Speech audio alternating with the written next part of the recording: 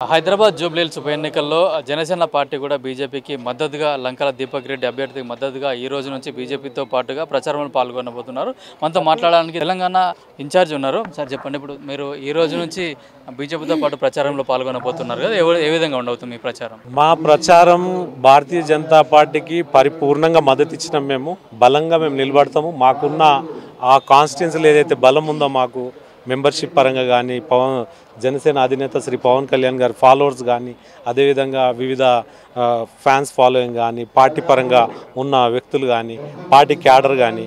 ఎందుకంటే ఈరోజు మీరు చూసుకున్నట్టయితే ఎంఐఎం అటు బీఆర్ఎస్కి సపోర్ట్ చేసింది పోయినసారి, ఈసారి కాంగ్రెస్ సపోర్ట్ చేస్తుంది.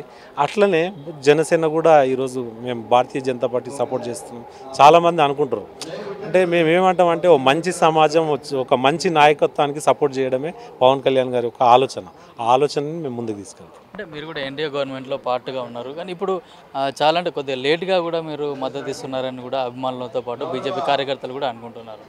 అదేం లేదు, అర్థం చేసుకుంటారని నేను మీ ద్వారా తెలియజేస్తాను. ఇప్పుడు పవన్ కళ్యాణ్ గారు కూడా వచ్చి ఇక్కడ ప్రచారం చేసి కానీ సభలు పెట్టే అవకాశం ఏమన్నా ఉందా? 2 రోజులలో మీకు మీడియా ద్వారా తెలియజేస్తాను. హైదరాబాద్లో కూడా పవన్ కళ్యాణ్ అభిమానులు కూడా చాలామంది ఉన్నారు. అంటే దాంతోపాటు కూడా జూబ్లీహిల్స్ అంటే కొందరు సెటిలర్స్, అంటే ఆంధ్రప్రదేశ్ సెటిలర్స్ కూడా ఇక్కడ ఉన్నారు.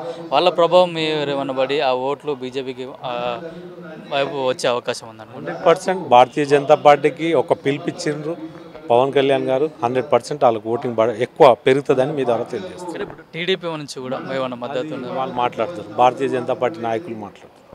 అయితే ఈ రోజు నుంచి కూడా బీజేపీకి మద్దతుగా జనసేన ప్రచారంలో పాల్గొంటుంది. అట్లాగే ఇక్కడ అభిమానులతో పాటు బీజేపీ కార్యకర్తలు ఎవరైతే ఉన్నారో, జూబ్లీహిల్స్లో కార్యకర్తలు ఎవరైతే వాళ్ళందరూ కూడా బీజేపీకి మద్దతు ఇవ్వాలని చెప్పి కూడా తెలంగాణ జనసేన అధ్యక్షుడు శంకర్ గౌడ్ గారు కోరుతున్నారు.